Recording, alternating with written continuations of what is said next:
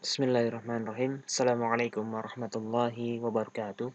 Alhamdulillahirabbil alamin.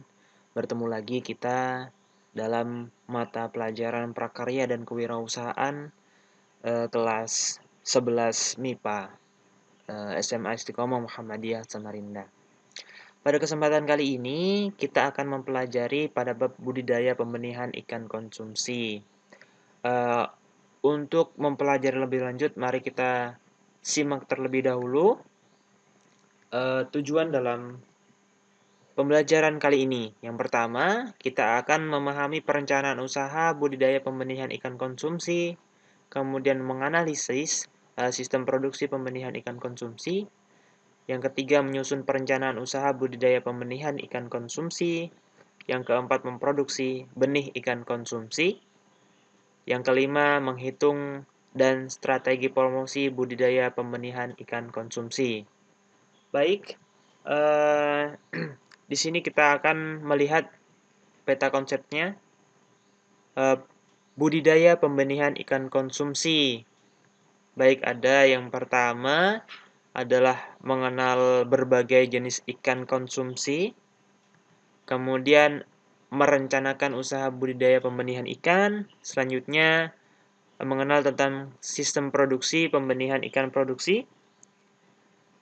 Selanjutnya kita akan menghitung BEP atau Break Even Point, strategi promosi, dan laporan kegiatan usaha. Jenis-jenis ikan budidaya. Baik, kita bisa lihat di sini, ikan budidaya atau budidaya ikan adalah salah satu bentuk budidaya perairan yang khusus membudidayakan ikan di tangki atau ruang tertutup. Ya, biasanya untuk menghasilkan bahan pangan, ikan hias, dan rekreasi atau pemancingan. Namun di sini kita akan lebih berfokus pada ikan konsumsi atau ikan bahan pangan. Nah, apa itu pembenihan? Benih ikan adalah ikan dalam umur, bentuk, dan ukuran tertentu yang belum dewasa, ya, termasuk telur, larva, dan biakan murni alga. Jadi, kita akan berfokus pada bagaimana budidaya pembenihan ikan. Selanjutnya, apa itu ikan konsumsi? Yaitu jenis-jenis ikan yang lazim dikonsumsi oleh manusia sebagai sumber pangan. Ikan konsumsi dapat diperoleh salah satunya dari proses budidaya. Ya, contohnya itu bisa berupa ikan lele, ya, yang umum sebagai ikan konsumsi yang hadir di sekitar kita. Ada gurame atau gurami, nila, mas, bawal, dan patin. Ya, nah ini bisa dikunjungi nanti. Baik, selanjutnya kita akan mengenal bagaimana cara dalam perencanaan usaha. Nah, sebelum kita lebih lanjut, kita akan mengenal terlebih dahulu apa itu perencanaan usaha. Nah, yaitu proses penentuan visi, misi, dan tujuan, strategi, kebijakan, prosedur, aturan, program, dan anggaran yang diperlukan untuk menjalankan suatu usaha atau bisnis tertentu. Jadi perencanaan usaha ini penting, di mana akan menentukan berjalannya sebuah usaha nanti yang akan dilakukan. Ya, jadi dilakukan perencanaan secara teratur, kemudian yang terbaik yang bisa dijalankan dalam meningkatkan atau memulai sebuah usaha nantinya. Dalam perencanaan usaha kita mengenal yang namanya, pertama ada riset. Riset itu berupa penelitian atau penjajakan umum dalam perencanaan sebuah usaha. Kemudian kita mengenal yang kedua adalah ide dan peluang. Selanjutnya adalah sumber daya. Sumber daya apa yang akan kita butuhkan nanti ke depan. Nah, mari kita mengenal lebih dalam tentang riset atau penelitian. Metode riset bisnis adalah sebuah metode yang sistematis yang berguna untuk meneliti berbagai aspek yang terkait dengan bisnis. Artinya apa? Artinya dari riset ini akan menentukan program-program nanti yang bisa kita jalankan agar usaha bisnis yang kita lakukan berjalan optimal, ya.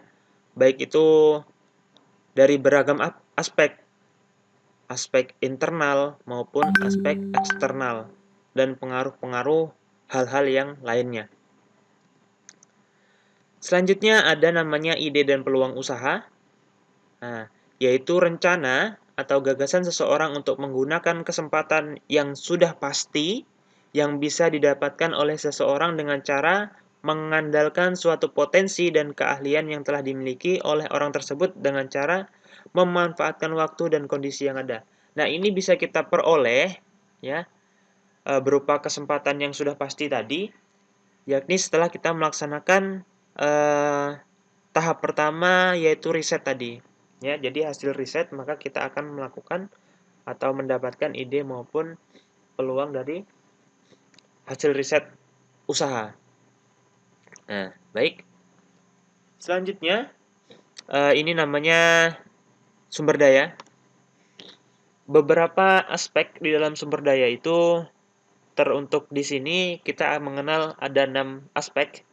Yang pertama itu ada man atau manusia, di mana manusia adalah memiliki peran yang sangat penting dalam memanajemen atau melakukan prosedural berjalannya sebuah usaha, mulai dari awal hingga akhir.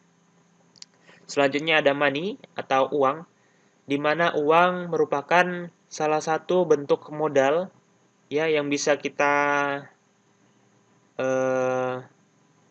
berikan dalam mendapatkan sebuah kebutuhan, ya, berupa perlengkapan, bahan baku, dan lain-lainnya itu berasal dari uang. Yang ketiga ada material. Material ini berupa peralatan, perlengkapan, ataupun bahan baku yang lainnya. Keempat adalah mesin, di mana mesin ini mampu untuk memudahkan atau mengefektifkan waktu yang ada pada diri kita, baik itu membantu pekerjaan, kemudian memudahkan pekerjaan, dan lain-lain. Metode, metode di mana perlu metode yang khusus dalam pelaksanaan sebuah usaha agar usaha itu berjalan dengan efektif dan efisien. Dan yang terakhir adalah market, market atau pasar, di mana pasar ini menentukan baik atau tidaknya berjalan baik atau tidaknya sebuah usaha yang akan kita lakukan, ya, demi untuk mendapatkan sebuah keuntungan tadi. Nah, itu tujuan utamanya adalah pasar atau nanti mendapatkan sebuah keuntungan. Selanjutnya kita mengenal namanya sistem produksi pembenihan ikan. Jadi ini udah masuk yang ketiga. Kita akan mengenal sistem produksi pembenihan ikan produksi. Nah, bagaimana? Menurut Standar Nasional Indonesia nomor 8035 2014 tentang pembenihan ikan yang baik meliputi persyaratan teknis, manajemen, keamanan pangan, dan lingkungan dalam pembenihan ikan. Ini nanti akan saya share PDF-nya. Selanjutnya, menghitung break-even point. Nah, apa itu break-even point atau BEP? Yaitu pendapatan sama dengan modal yang dikeluarkan. Tidak terjadi kerugian ataupun keuntungan. Total keuntungan dan kerugian ada pada posisi 0. Titik break-even point yang artinya pada titik ini perusahaan tidak mengalami kerugian atau mendapat keuntungan. Artinya, dalam menghitung break-even point ini adalah menghitung keseluruhan dari modal awal hingga nanti rencana penjualan, sehingga tidak akan terjadi yang namanya ketimpangan, ya, antara pengeluaran dan pendapatan. Ini berada pada titik 0, posisi 0. Selanjutnya ada namanya strategi promosi. Nah, dalam falsafah bisnis, ya, konsep pemasaran ini memiliki tujuan untuk memberikan kepuasan terhadap keinginan konsumen. Selain itu, konsep pemasaran berorientasi pada kebutuhan konsumen. Unsur dalam pemasaran yaitu berorientasi kepada konsumen, penyusunan kegiatan pemasaran secara terperinci dan kepuasan konsumen. Jadi, semuanya adalah tujuannya ke konsumen. Nah, selanjutnya laporan kegiatan usaha, ya, yaitu penyampaian informasi sehingga tercipta komunikasi antara yang melaporkan dan pihak yang diberi laporan. Nah, analisis pelaksanaan kegiatan usaha penting untuk dibuatkan dan disusun secara sistematis dan secermat mungkin serta logis. Agar apa? Agar ketika nanti dilakukan sebuah evaluasi akan menemukan titik-titik kritis tertentu sehingga kita mampu untuk memperbaikinya dan memulai sebuah usaha yang lebih baik ke depannya atau menaikkan optimalisasi usaha kita. Baik, terima kasih. Mungkin itu saja yang bisa saya sampaikan. Semoga bermanfaat. Assalamualaikum warahmatullahi wabarakatuh.